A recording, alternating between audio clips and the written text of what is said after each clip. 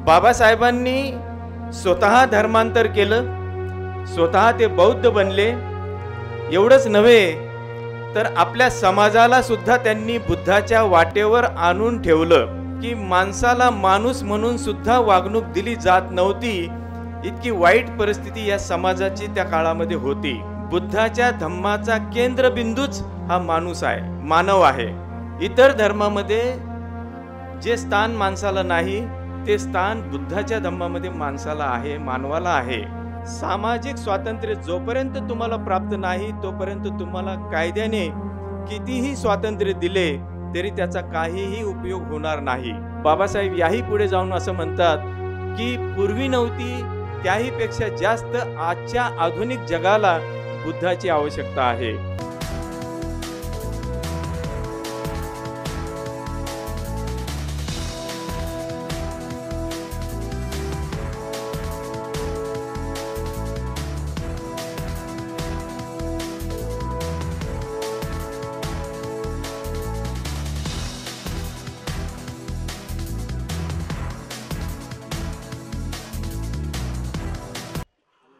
तथागत भगवान गौतम बुद्ध यांची 2588वी जयंती पुऱ्या विश्वामध्ये साजरी केली जात आहे।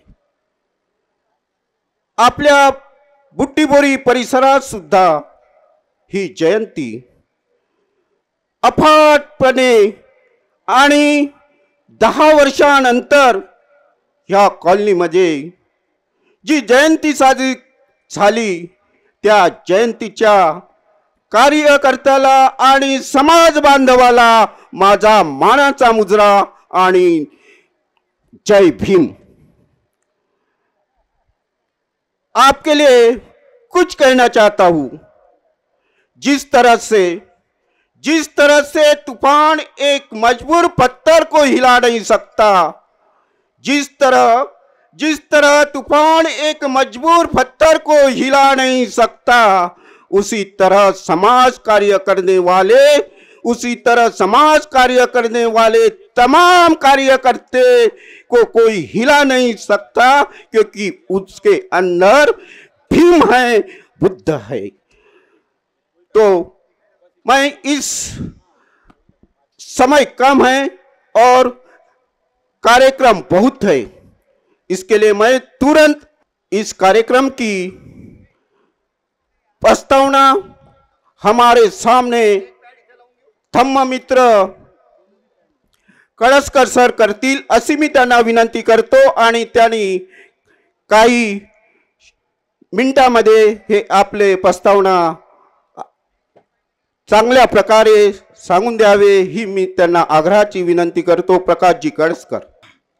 सर्वांना नमो बुद्धाय, जय भीम। मित्रांनो, आताच एका कार्यकर्त्यांनी सांगितलेलं आहे की या कार्यक्रमाला अशा पद्धतीचं स्वरूप आलं होतं। 10 वर्षापूर्वी येथीलच काही कार्यकर्त्यांनी 3 वर्षापर्यंत बुद्ध मेळावा घेतला होता आणि 3 वर्षानंतर मग काही परिसरातील सर्व गावातील 10 गाव आहेत आणि त्या प्रत्येक गावामध्ये एक छोटे छोटे विहार आहे। कुठे कुठे विहार आहे तर कुठे कुठे झेंडाच आहे, तिथे कचरा वाढलेला आहे, कोणी लक्ष देत नाहीत।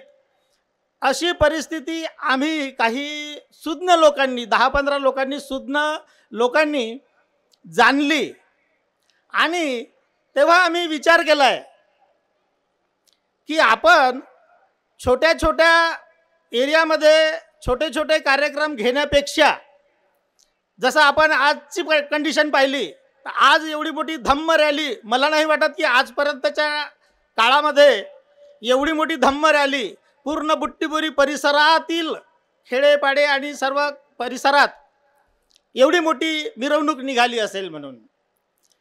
हे कशाचं स्तोत्रक आहे तर 10 वर्षापूर्वी जे आमच्यात आता सध्या नाही आहे माननीय अरुणजी भवरे आणि आम्ही काही कार्यकर्ते ते दिवंगत आहेत म्हणून त्यांचं नाव घेतोय। सर्वांचं श्रेय आहे या कार्यक्रमाला। तर त्यापूर्वी ती नीव ठेवली होती आणि ती नीव ठेवल्यानंतर मध्ये कोरोनाच्या कालखंडामध्ये थोडा खंड आलाय. बांधवांनो, तथागत बुद्ध परमपूज्य डॉक्टर बाबासाहेब आंबेडकर आम्ही यांना आपलं दैवत मानतोय.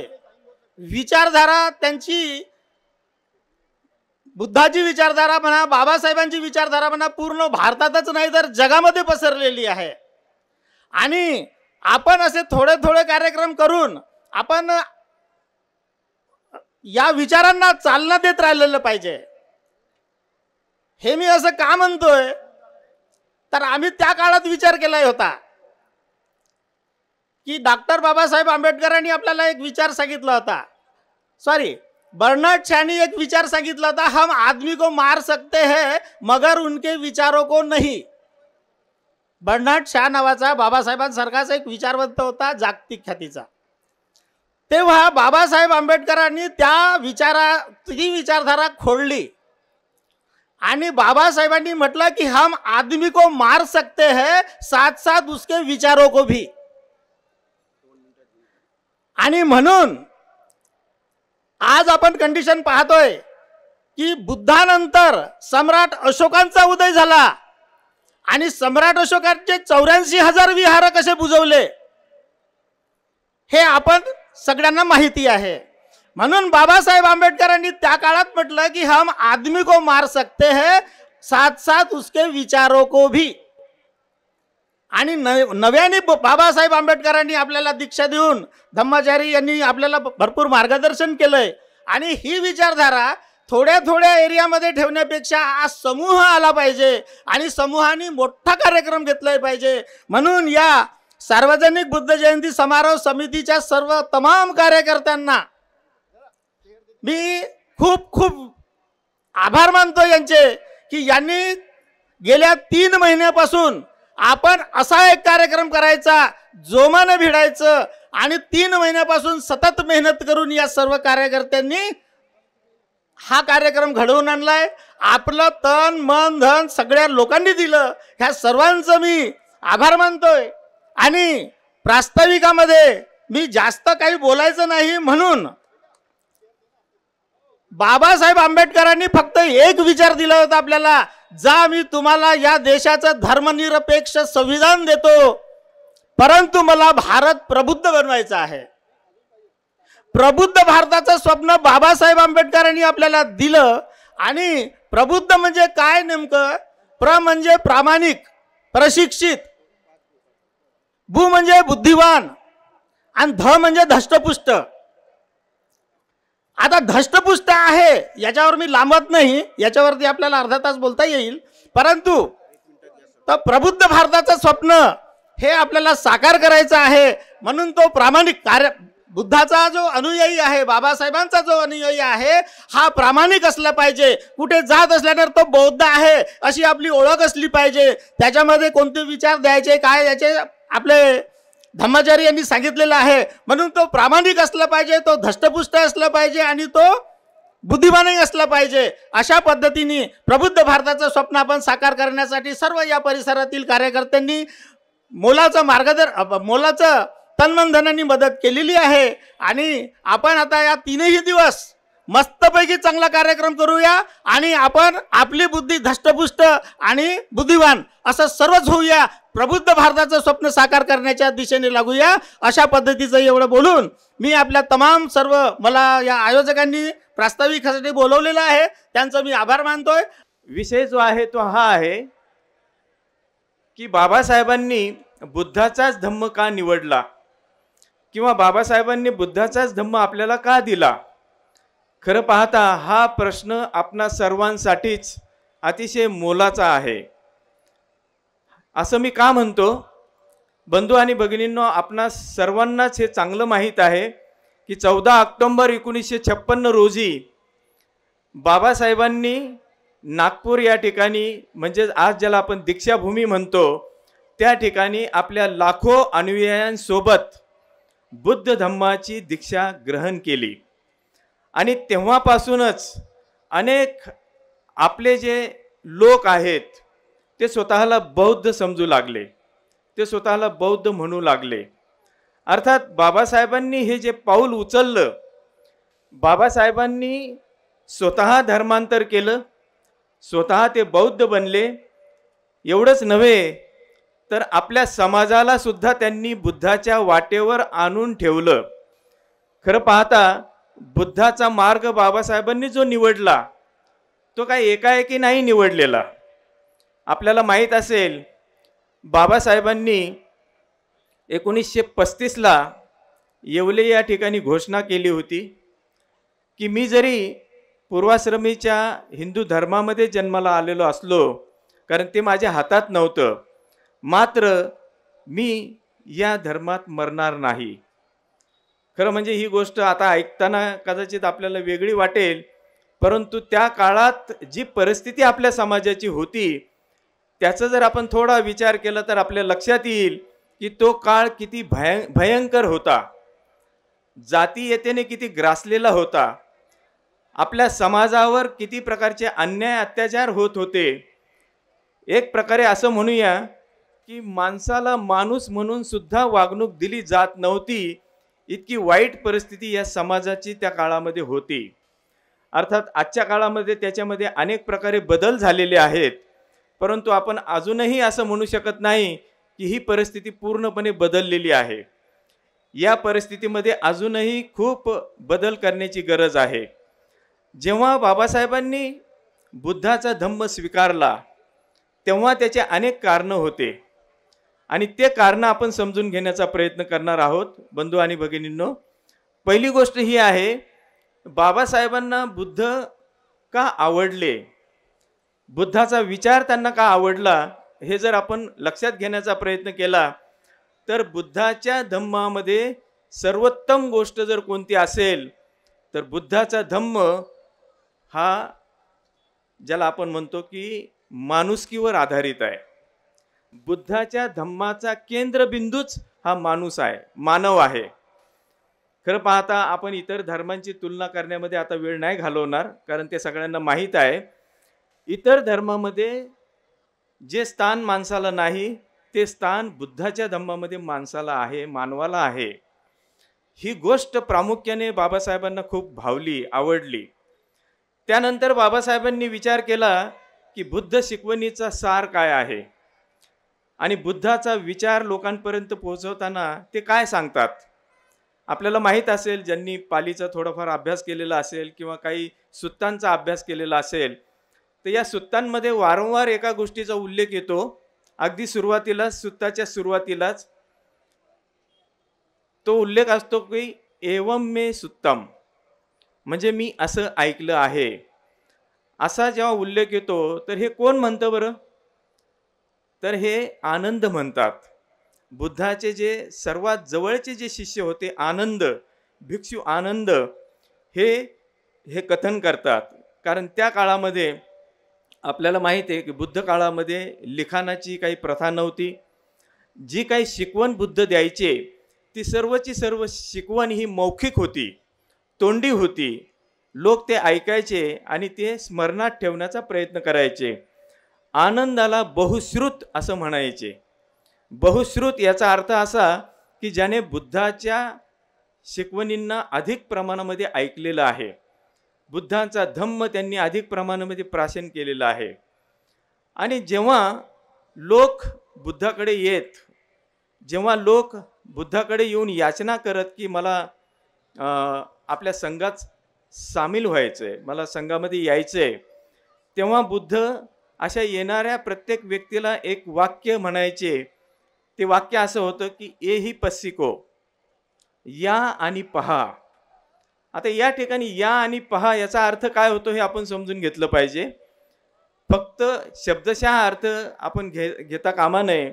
म्हणजे या आणि पहा, पण काय पहा आणि पाहणं म्हणजे काय, तर इथे जो अर्थ अपेक्षित आहे तो हा आहे की बुद्धांनी जी शिकवण आपल्याला दिलेली आहे, ज्याला आपण धम्म म्हणतो, बुद्धाची शिकवण ही धम्म आहे. जी जी धम्म शिकवण बुद्धाने आपल्याला दिलेली आहे ती तुम्ही स्वतः अनुभवा, स्वतः या, त्याचा अनुभव घ्या, तुमच्या बुद्धीच्या कसोटीवर जर ते पटत असेल, बुद्धिवादातून तुम्हाला जर ती प्रामाणिक शिकवण वाटत असेल, मनुष्य मात्राच्या उत्कर्षाला ती पूरक आहे असं जर आपल्याला वाटत असेल, मनुष्य मात्राचं कल्याण होईल असं जर आपल्याला वाटत असेल, तरच ती शिकवण तुम्ही स्वीकारा. हा एक अतिशय मोलाचा मंत्र बुद्धांनी त्या काळामध्ये दिलेला आहे आणि ही गोष्ट बाबासाहेबांना अतिशय आवडलेली आहे. बंधू आणि भगिनींनो, आपण पाहतो, आपण ज्या समाजामध्ये राहतो त्या समाजामध्ये आपण पाहतो की अन्यत्र इतर लोकांमध्ये जर आपण पाहिलं तर अशा प्रकारचं स्वातंत्र्य आपल्याला तिथे पाहायला मिळत नाही. खरं म्हणजे ज्याला आपण म्हणतो की मनुष्य मात्राला स्वतंत्र विचार करण्याची क्षमता आहे, माणूस म्हणून, मानव म्हणून आपल्याला बुद्धिमत्ता आहे. बुद्धिमत्तेचा आपण वापर केला पाहिजे आणि सगळ्या गोष्टी आपण एक प्रकारे अनुभवाच्या कसोटीवर तपासून पाहिल्या पाहिजे. केवळ म्हणजे या ठिकाणी बुद्ध काय म्हणतात, केवळ मी म्हणतो म्हणून तुम्ही ते स्वीकारू नका, केवळ बुद्ध सांगतात म्हणून तुम्ही स्वीकारू नका असं ते सांगतात. इतरत्र आपल्याला हे स्वातंत्र्य पाहायला मिळत नाही. ही बुद्धाच्या धम्माची विशेषता आहे, स्वतः बुद्धाची ही विशेषता आहे. आणि मग पुढे ते काय म्हणतात की जर तुम्हाला बुद्धाच्या शिकवणीवर जर प्रश्न निर्माण झाला किंवा एखादी शंका निर्माण झाली तर ती अवश्य तुम्ही विचारा. ही खूप महत्त्वाची गोष्ट आहे. बुद्धाने त्यांच्या शिकवणीबद्दल खुलेपणा ठेवलेला आहे, मोकळीक ठेवलेली आहे की जर आपल्या मनात काही प्रश्न निर्माण होत असतील, आपल्याला बुद्ध शिकवणीबद्दल जर काही अडचण वाटत असेल तर तुम्ही नक्की प्रश्न विचारू शकता आणि त्या गोष्टीचं समाधान केल्याशिवाय आपण ती स्वीकारू शकत नाही. इतकं स्वातंत्र्य बुद्धाने दिलेलं आहे. खरं म्हणजे याच्याबद्दल बुद्धाची एक चांगली शिकवण आहे, आपल्यापैकी अनेकांना ती माहीत असेल. त्याचं नाव आहे कालाम सुत्त. आणि कालाम नावाचे काही लोक होते, केसपुत्त या ठिकाणी, ते गाव होतं छोटं बुद्ध काळातलं. त्या ठिकाणी हे लोक राहत होते त्या गावामध्ये. तर काय व्हायचं, त्या काळामध्ये अनेक इतर पंथांचे लोक त्या गावामध्ये यायचे. काही साधू यायचे, काही संत यायचे, काही आचार्य यायचे, काही पंडित यायचे, काही गुरु यायचे आणि ते आपल्या आपल्या प्रथेप्रमाणे तिथल्या लोकांना त्यांची शिकवण सांगायचे. ही विविध शिकवण ऐकल्यानंतर या कालाम लोकांच्या मनामध्ये प्रश्न निर्माण व्हायचा की प्रत्येकजण जो येतो तो आपल्या शिकवणीला जास्त महत्त्वाचं मानतो आणि असं सांगतो की ही सर्वश्रेष्ठ शिकवण आहे. जेव्हा वेगवेगळे लोक, वेगवेगळे गुरु येऊन आम्हाला वेगवेगळ्या प्रकारची शिकवण सांगतात तर मग आमच्यासमोर प्रश्न निर्माण होतो की यामधली नेमकी शिकवण कोणती आहे किंवा कोणती योग्य शिकवण आहे असं आपण ग्राह्य धरायचं, हा प्रश्न त्यांच्या मनात निर्माण होतो. आणि मग एकदा स्वतः बुद्ध त्या गावात जातात आणि जेव्हा बुद्ध त्या गावामध्ये येतात भ्रमण करत करत, तेव्हा त्या गावातले लोकसुद्धा बुद्धाचं नाव त्यांनी ऐकलेलं होतं. त्यांना माहीत होतं की बुद्ध हे महान गुरु आहेत, मानवांचे श्रेष्ठ असे गुरु आहेत, तर आपण त्यांच्याकडेही गेलं पाहिजे आणि त्यांच्याशी आपण चर्चा केली पाहिजे. ते येतात, बुद्धाला नमन करतात, वेगवेगळ्या प्रकारे त्यांचा आदर व्यक्त करतात, एका बाजूला बसतात आणि मग ते हा प्रश्न बुद्धांना विचारतात की बुद्ध, अनेक असे लोक येतात, गुरु येतात, आचार्य येतात, साधू संत येतात आणि ते आपल्या आपल्या शिकवणींचं महत्त्व सांगण्याचा प्रयत्न करतात आणि मग आमच्या मनामध्ये प्रश्न निर्माण होतो की यामधली नेमकी शिकवण योग्य ती कोणती. आणि मग याचं उत्तर बुद्ध जे देतात ते खूप महत्त्वाचं आहे. बंधू आणि भगिनींनो, ह्या गोष्टी जर आपण नीट लक्षात घेतल्या तर आपल्या सुद्धा जीवनामध्ये, आजच्या या जीवनामध्ये सुद्धा आपल्याला अशा प्रकारे कसोटी वापरून आपल्याला जी शिकवण मिळते ती योग्य आहे का नाही हे पाहता येणं सहज शक्य आहे. बुद्धाने कोणती कसोटी दिली? बुद्ध म्हणतात की ठीक आहे, तुमच्याकडे विविध लोक येतात आणि ते आपल्या आपल्या धर्माची शिकवण तुम्हाला सांगतात.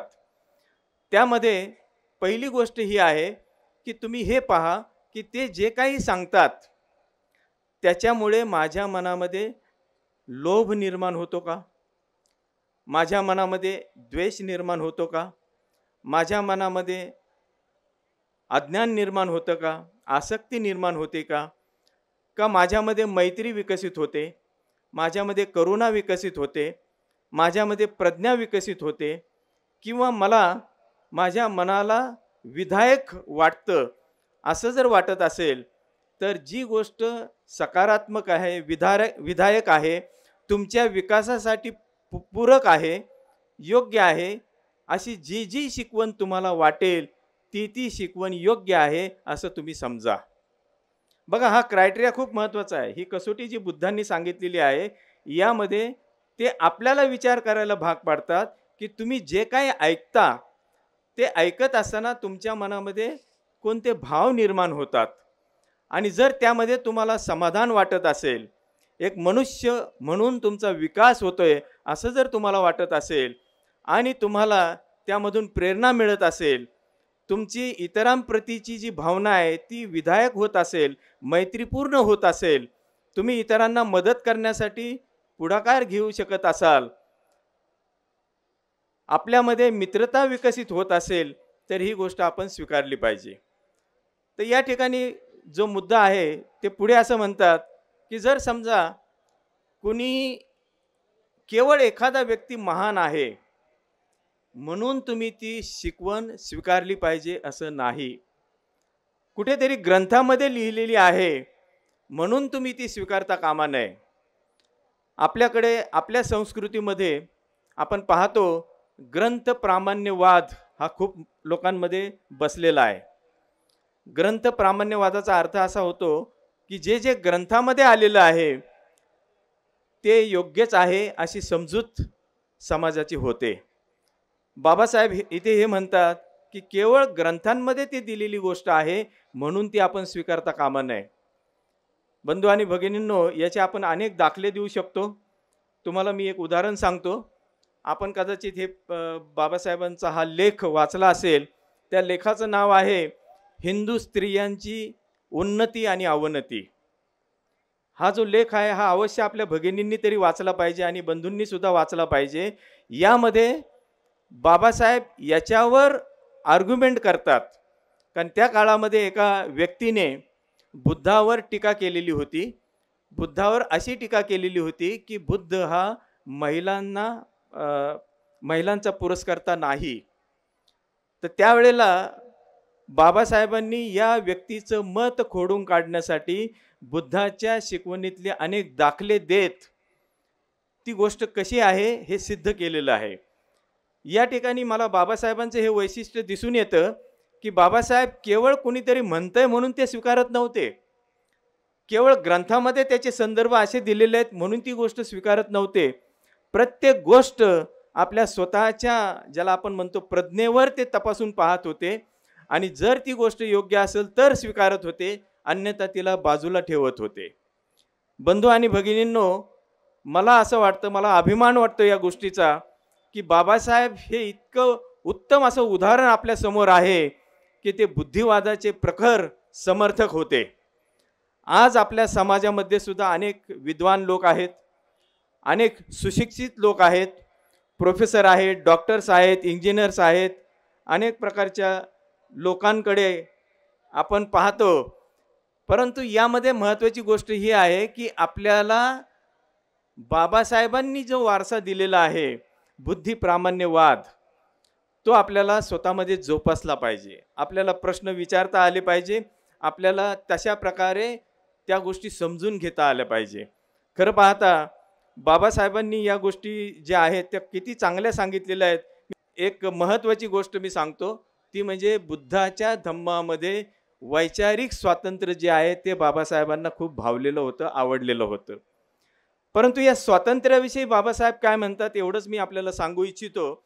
मुक्ती कोण पथे हे जे बाबासाहेबांचं भाषण आहे त्यातला एक उतारा आहे, तो मी आपल्याला सांगू इच्छितो. इथे असं म्हणतात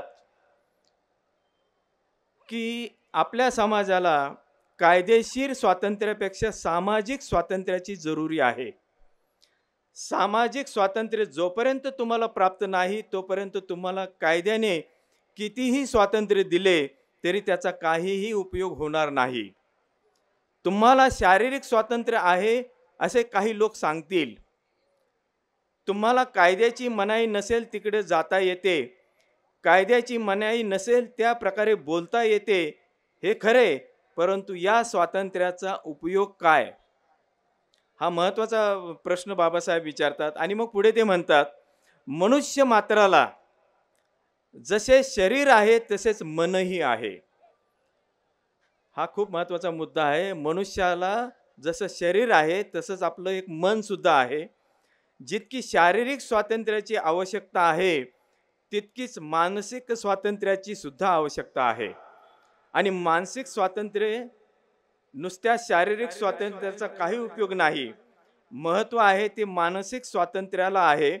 खरे म्हटले असता शरीराचे स्वातंत्र्य कशाकरिता असते? ज्याला आपण मनसोक्त व्यवहार करता यावा एवढ्याच करता आहे. कैद्याच्या पायातील बेड्या काढून त्याला मोकळे करण्याचा मतलब काय? हेतू एवढाच की त्याने बाह्य जगात मोकळ्या मनाने वावरून आपल्या अंगी असलेल्या कर्तबगारीचा पूर्ण फायदा घ्यावा म्हणून. परंतु ज्या माणसाचे मन स्वतंत्र नाही त्याला असल्या बाह्यकारी स्वातंत्र्याचा काय उपयोग, असं बाबासाहेब म्हणतात. मानसिक स्वातंत्र्य हेच खरे स्वातंत्र्य आहे. ज्याचे मन स्वतंत्र नाही तो मोकळा असून गुलाम आहे. हे खूप महत्त्वाचं वाक्य आहे. ज्याचे मन स्वतंत्र नाही तो मोकळा असून गुलाम आहे. ज्याचे मन स्वतंत्र नाही तो जरी कैदी नसला तरी तो तुरुंगात आहे. ज्याचे मन स्वतंत्र नाही तो जिवंत असून मेला आहे. मनाचे स्वातंत्र्य ही जिवंतपणाची साक्ष आहे. परंतु मानसिक स्वातंत्र्य कोणाला आहे असे म्हणता येईल? आणि मग पुढे बाबासाहेब जे म्हणतात, बंधू आणि भगिनींनो, अतिशय मोलाचा संदेश बाबासाहेब इथे देतात. कृपया मन लावून ऐका. पुढे ते म्हणतात की जो आपली बुद्धी जागृत ठेवून आपले हक्क काय, आपले अधिकार काय व आपले कर्तव्य काय याची जाणीव करून घेतो त्याला मी स्वतंत्र म्हणतो. हा संपूर्ण बुद्धाच्या धम्माचा सार आहे बंधू आणि भगिनींनो. आणि म्हणूनच बाबासाहेबांनी बुद्धाचा धम्म आपल्याला दिलेला आहे. पुढे ते म्हणतात, जो परिस्थितीचा दास झाला नाही, जो परिस्थितीला आपल्या कह्यात आणण्यास सिद्ध असतो, तो माणूस स्वतंत्र आहे असे मी म्हणतो. जो रूढीच्या स्वाधीन झाला नाही, जो गतानुगतिक बनला नाही, ज्याच्या विचारांची ज्योत विझली नाही, तो स्वतंत्र आहे असे मी म्हणतो. जो पराधीन झाला नाही, जो दुसऱ्याच्या शिकवणीने वागत नाही, जो कार्यकारण भाव ध्यानात घेतल्याशिवाय कशावरही विश्वास ठेवत नाही, जो आपल्या हक्कांचा अपहार केला असता त्याच्या रक्षणार्थ दक्ष असतो, जो प्रतिकूल लोकमताला घाबरून जात नाही, दुसऱ्याच्या हातचे बाहुले न होण्याइतकी बुद्धी स्वाभिमान ज्याला आहे तोच माणूस स्वतंत्र आहे असे मी समजतो. जो आपल्या आयुष्याचे ध्येय व आपल्या आयुष्याचा वेळ दुसऱ्याने घालून दिलेल्या आज्ञेप्रमाणे ठरवित नाही, जो आपल्या बुद्धीनुसार आपल्या आयुष्याचे ध्येय काय असावे व आपले आयुष्य कोणत्या कार्यात व कशा रीतीने व्यतीत करावे हे आपले आपण ठरवितो, सारांश जो सर्वस्वी स्वाधीन आहे तोच माणूस स्वतंत्र आहे असं मी समजतो. बंधू आणि भगिनींनो, खरं म्हणजे वेळेअभावी अनेक गोष्टी याचे मला तुम्हाला स्पष्टीकरण देण्याची गरज वाटत होती, परंतु त्याच्यामध्ये मी आता जाणार नाही. मला संक्षिप्तपणे एवढंच म्हणायचं आहे, आपला जो आजचा विषय आहे त्याच्यामध्ये बाबासाहेबांनी बुद्ध धम्मच का दिला याचे काही मुद्द्यांची कारण मीमांसा मी आपल्यासमोर मांडण्याचा प्रयत्न केलेला आहे. त्यामध्ये सर्वात महत्त्वाची गोष्ट म्हणजे बुद्ध धम्मामध्ये बुद्धी स्वातंत्र्य, वैचारिक स्वातंत्र्य, व्यक्ती स्वातंत्र्य याला महत्त्व आहे. आणि तेच आपल्याला जर उपभोगता आलं तर आपण खऱ्या अर्थाने बौद्ध बनू शकतो, खऱ्या अर्थाने बाबासाहेबांचे अनुयायी बनू शकतो आणि खऱ्या अर्थाने बुद्धाचे अनुयायी बनू शकतो. आज बुद्धाचीच जगाला गरज आहे. आपण पाहतोय युद्धापेक्षा बुद्ध हवा असं आपण वारंवार म्हणतो. बंधू आणि भगिनींनो, जर बुद्धाची आणि बाबासाहेबांची शिकवण आपण आत्मसात केली तरच आपल्याला हा भारत बौद्धमय करता येईल. अन्यथा आपण कदाचित इतरांच्याच प्रभावामध्ये जीवन जगत राहू. हे जर आपल्याला तोडायचं असेल, यामधून जर मुक्ती हवी असेल तर बुद्धाच्या धम्माशिवाय पर्याय नाही. बाबासाहेब याही पुढे जाऊन असं म्हणतात की पूर्वी नव्हती, त्याहीपेक्षा जास्त आजच्या आधुनिक जगाला बुद्धाची आवश्यकता आहे. बंधू आणि भगिनींनो, आपण या विचारांच्या बाबत अधिक चिंतन कराल, स्वतःला ह्या गोष्टी लावून पाहाल आणि स्वतःला खऱ्या अर्थाने बौद्ध बनवाल अशी मी आशा व्यक्त करतो. आणि आपण सर्वांनी अतिशय शांतपणे मी जे काही आत्तापर्यंत आपल्याला सांगितलं आहे ते ऐकून घेण्याचा प्रयत्न केलेला आहे. तर त्याबद्दल आपणा सर्वांचे खूप खूप धन्यवाद.